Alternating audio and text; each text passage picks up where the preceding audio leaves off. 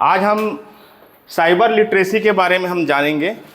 ये part 1 video बन रहा है, या पार्ट 1 ऐसा कह सकते हो कि क्लास 1 है ना। इसमें कुछ चीज़ों को हम ये जानेंगे कि साइबर सिक्योरिटी क्या है और हमें इससे बचने के लिए या इसके अवेयरनेस करने के लिए क्या क्या ज़रूरत पड़ती है। और हम आगे जानेंगे कि साइबर लिटरेसी, साइबर फ्रॉड किस तरह से, कितने प्रकार के होते हैं और इससे हम कैसे बच सकते हैं। तो ठीक है, कुछ अलग टॉपिक हुआ, जानना चाहोगे इस बारे में? क्योंकि हर युवाओं के पास, हर वो व्यक्ति के पास घर में मोबाइल है और आप लोग जानते होंगे कि ठगे जा रहे हैं OTP के माध्यम से। किसी का खाता गोल हो गया, जीरो हो गया, कैसे वो मतलब खाता कैसे जीरो हो रहा है, किस तरह से ठगा जाता है और उस ठगी से हम कैसे बच सकते हैं। तो बस इस विषय पे हम एक दो वीडियो बनाएंगे और मैं कोशिश करूंगा, मैं आपसे आग्रह ये करूंगा कि आप लोग तो सीखो, लेकिन इस वीडियो को आप लोग शेयर भी अपने जो जान परिचित अपने रिश्तेदार को आप भेजिए, ताकि वो भी अवेयरनेस होकर के उन चीज़ों से बच सकते हैं। ठीक है, तो देखिए साइबर लिटरेसी में इसका मतलब ये होता है, साइबर लिटरेसी एक तरह का साइबर जानकारी है, हिंदी में कहा जाए साइबर जानकारी। तो इसमें सबसे पहले टॉपिक ये आएगा कि व्हाट इज साइबर क्राइम। सबसे महत्वपूर्ण चीज है what is cyber crime. Cyber जो क्राइम होता है, डिजिटल प्लेटफॉर्म पे यदि कोई अपराध करता है, फॉर एग्जाम्पल आप किसी को कॉल करके ठग रहे हैं, झूठा दावा दे रहे हैं कि ये फंसेगा, लॉटरी फंसेगा। दूसरा चीज़, कुछ ऐसा लिंक आप व्हाट्सएप में भेज दिए, फेसबुक के माध्यम से, व्हाट्सएप के माध्यम, किसी भी माध्यम से, और उसके माध्यम से वो ठगा जाता है। या दूसरा चीज़ ये है कि आप किसी के, एक चीज़ और नोटिस करना, ये तो सब चीज़ ठगने वाला बात आता ही है, लेकिन साइबर क्राइम के अंदर आप किसी के विदाउट परमिशन आप किसी की फ़ोटो को शेयर नहीं कर सकते। ये एकदम ध्यान रखना। आपने मेरे यदि फ़ोटो को शेयर कर दिए और मैं साइबर सेल में जाकर के रिपोर्ट लिखाऊंगा, तो आप सीधा आपको FIR होकर के जेल हो सकता है। ये चीज़ ध्यान रखना, क्योंकि धड़ाधड़ आप लोग वीडियो और फोटो शेयर करते हैं। वैसा कोई घटना हुआ ही नहीं है, और ज़बरदस्ती आप अपने शौक़ के लिए कुछ भी वीडियो आप बना करके रील अपलोड करेंगे, तो साइबर सेल के पास ये टेक्नोलॉजी है कि वो, हालांकि वो पूरे इंडिया में शेयर हो गया, लेकिन साइबर टेक्नोलॉजी इतना एडवांस है कि किस दिन पहले वीडियो कौन से मोबाइल से, कौन से लोकेशन से वो शेयर किया गया है, उसकी जानकारी मिल जाती है। तो जैसे एग्जांपल, आपने वो वीडियो बनाया, आपने पहले शेयर किया है चौकी से, वो पूरा देश विदेश में फैल जाएगा। लेकिन जब साइबर क्राइम उसमें पता करेंगे ना, तो आपका जो मोबाइल का लोकेशन है, IP एड्रेस है, वो पता चल जाता है। ऐसा ना सोचे कि वीडियो को शेयर, हर वो व्यक्ति का IP एड्रेस ट्रेस होता है, और जितने लोग आप शेयर करेंगे, इसमें भागीदारी ये भी होता है कि जो पहला लड़का तो पकड़ाएगा ही, जितने लोग शेयर करेंगे उसके ऊपर भी अपराध कायम होता है। तो इस तरह के वीडियो को ना शेयर करे और ना ही फैलाए। ठीक है, तो ये आप लोगों से आग्रह रहेगा, समझ गए? तो साइबर क्राइम क्या है, मतलब है कि इस तरह के जो वीडियो शेयर करेंगे या फोटो को बेवजह शेयर करेंगे या गलत जानकारी को शेयर करेंगे, किसी को धमकी भरा कॉल हम लोग कर रहे हैं, धमका रहे हैं, चमका रहे हैं, तो इस तरह के जो अपराध डिजिटल प्लेटफॉर्म में होता है, उसे साइबर क्राइम बोलते हैं। इसे डिजिटल क्राइम के नाम से शॉर्ट में भी बोलते हैं, डिजिटल क्राइम। कि कितने प्रकार के साइबर क्राइम होते हैं? वैसे तो बहुत सारे होते हैं, लेकिन मुख्यतः मैं जो नोट किया हूं, पहला नंबर पे आएगा OTP। What is the OTP? कौन बताएगा OTP का full form? One time password. One time password. हम ज़्यादा डिटेल में जाएंगे कि अब ये वन टाइम पासवर्ड क्या होता है। हम ये जानना चाहेंगे कि OTP फ्रॉड कैसे होता है।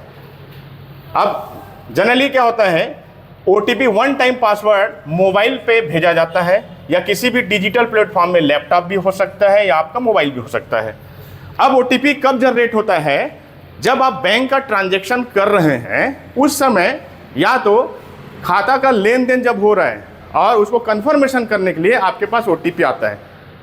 फॉर एग्जांपल, आपने किसी के पास 10,000 पेमेंट कर रहे हैं बाई UPI, फ़ोनपे, गूगल पे, तो आपका पिन नंबर होता है। तो उसमें दूसरा सिक्योरिटी ये रहता है कि विदाउट OTP आप किसी को पेमेंट नहीं कर सकते। या आप इंस्टाग्राम जैसे बनाते हैं या जो भी है फेसबुक बनाते हैं, तो आप अपना जब पहले ईमेल रजिस्टर्ड करते हैं तो उस समय भी OTP पूछा जाता है।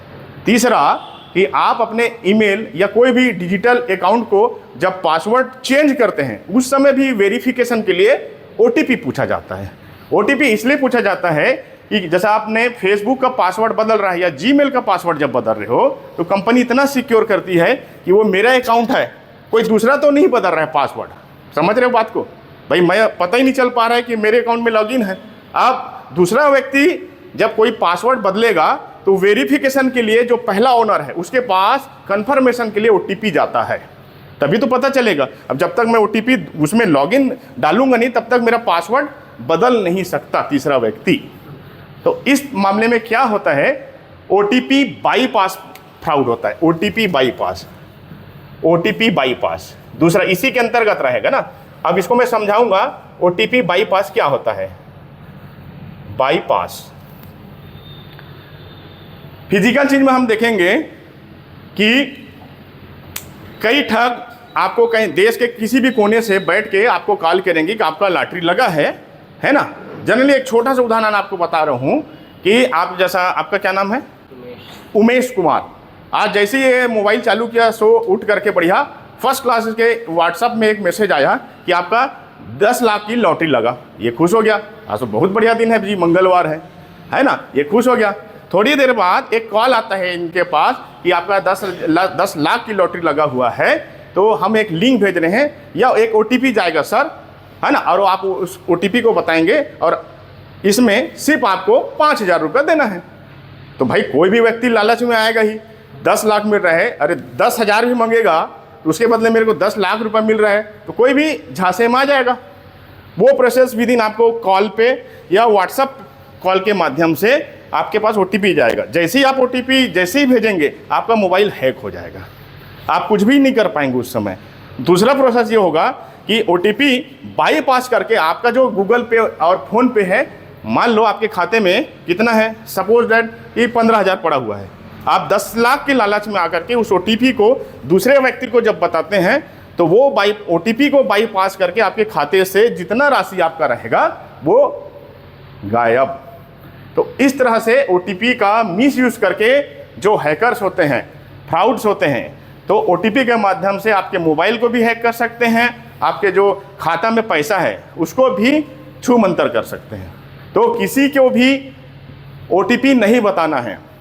भारत सरकार ने भी ये जानकारी हर रोज, हर समाचार, हर न्यूज़ चैनल, हर रेडियो में ये समाचार आता है कि आप लोगों को भी बता रहा हूँ, OTP कभी भी बैंक के अधिकारी और कभी भी पुलिस के तरफ या प्रशासनिक अधिकारी के तरफ से किसी भी भारतीय नागरिक को OTP के लिए नहीं पूछा जाता, कभी भी नहीं पूछा था। ये बिल्कुल आप लोग कान खोल के सुन लीजिए।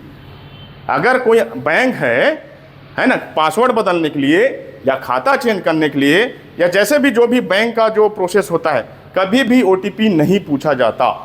ये एकदम ध्यान में रखना। आप अपने परिवार वालों को भी जाकर समझाइए। आप यहाँ से सीख के जा रहे हो, बता देना अपने दादाजी को, क्योंकि क्या होता है हमारे घर में कई रिटायर्ड पर्सन है, दादा है, पापा है, जैसा भी है ना, उन लोगों के पास आता है ऐसे झांसे मिलेंगे, OTP बता दिए, उसके खाते में लाखों लाखों पड़ा है छू। तो आज जाकर के बता देना कि कभी भी बैंक वाले, कभी भी पुलिस वाले या कभी भी प्रशासन की तरफ से OTP कभी नहीं पूछा जाता। यदि ऐसा कोई व्यक्ति फ़ोन के माध्यम से या व्हाट्सएप के माध्यम से OTP पूछ रहा है तो नहीं बताना है, उस कॉल को डिस्कनेक्ट कर दीजिए, आपका खाता सेफ रहेगा। तो समझ आ गया OTP कैसा होता है? या तो OTP को पूछा जाता है या OTP को बाईपास किया जाता है। अभी नया जितने हैकर्स हो रहे हैं ना, जितने साइबर क्राइम करने वाले हैं, वो और चतुर होते जा रहे हैं। जितनी टेक्नोलॉजी बढ़ रही है उतना सीख करके क्या हो रहा है। अभी मैंने क्या बताया कि जब तक OTP नहीं पूछेगा आपके खाते से राशि नहीं निकल सकता।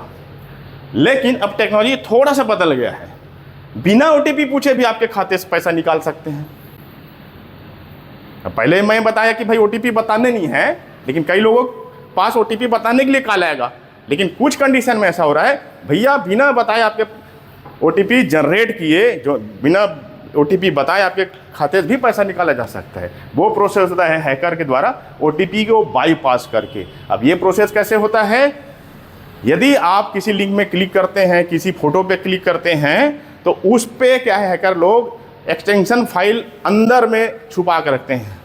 जैसे ही आप कोई वीडियो आया मजे से आप देख लिए, जैसे अभी क्या चल रहा है, अभी रिसेंटली भयंकर वायरल हो रहा है ना वो लड़के का जी, क्रिश वाला, है ना। उदाहरण के तौर पे ये जो वीडियो देख रहे हैं, एक एग्जांपल के लिए मैं इस वीडियो में बता रहा हूँ, मैं एक हैकर हूँ और वो वीडियो वायरल हो रहा है। देखिए कैसे साइबर क्राइम होता है, हर कोई इस वीडियो को मज़े से देख रहे हैं, क्रिश का गाना सुनेगा और क्या है, जब भी मैं तो देखा हूँ लेकिन याद नहीं है ना, समझ लिया। अब मैं क्या करूँगा, मैं सोचूंगा कि वो वीडियो वायरल हुआ है, क्यों ना उस वीडियो, एक्चुअली क्या होता है कंप्यूटर में वीडियो फाइल, आपको पहले भी मैं पढ़ाया हूँ, कोई भी फाइल जब बन रहा है उसका एक एक्सटेंशन नेम होता है, उसके अंदर जो हम प्रोग्रामिंग करके रखते हैं, हर वीडियो का MP3 का .mp3, वीडियो का .mp4 होता है। MP4 सुने हो ना। तो मैंने क्या किया, उस वीडियो को अपने लैपटॉप पे अपलोड किया और इसी वीडियो के अंदर मैं रीप्रोग्रामिंग करके ऐसा प्रोग्राम लैंग्वेज बना दिया कि जैसे कोई व्यक्ति उस वीडियो पे क्लिक करेगा, उसका मोबाइल पूरे, आपको पता नहीं चलेगा, लेकिन आपका मोबाइल पूरे कंट्रोल मेरे हाथ में रहेगा। संभव है भैया, आप 21वीं 22वीं सदी में जी रहे हो, संभव है। आप एक वीडियो को क्लिक करेंगे, आपको पता नहीं चलेगा, आपका पूरा, मैं आपका WhatsApp, Instagram, Facebook, email, even यहाँ तक मैं OTP बाईपास करके आपके गूगल पे, फोन पे को भी यूज़ कर सकता हूँ। ये टेक्नोलॉजी आ गई है, तो इसी के बोलते हैं बाईपास।